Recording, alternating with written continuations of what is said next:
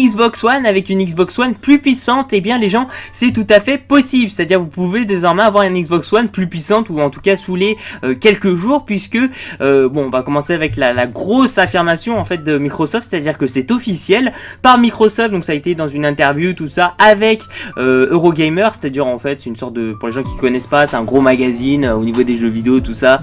Enfin pas forcément un magazine quoi, enfin si vous voulez ils ont aussi donc un grand site web, tout ça, enfin bref ils ont plein de choses là-dedans. C'est un peu comme jeuxvideo.com sauf version English quoi, et que ça a beaucoup plus de fréquentation. Forcément la communauté anglaise elle est beaucoup plus grande, enfin il n'y a pas que, on va dire anglophone, parce qu'il y a aussi les américains tout ça là-dedans.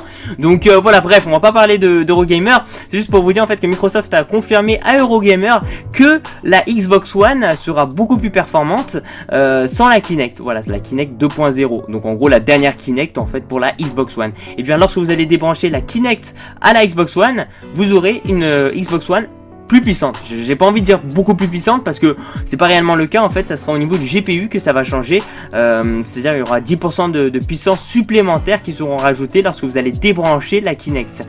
Et petite information supplémentaire, c'est que dans 4 jours, parce qu'aujourd'hui nous sommes le 5, donc le 9, il y aura cette fameuse ce fameux nouveau pack qui va sortir, c'est à dire la Xbox One, vous allez pouvoir l'acheter à 399 € au lieu de 500 €, enfin à 499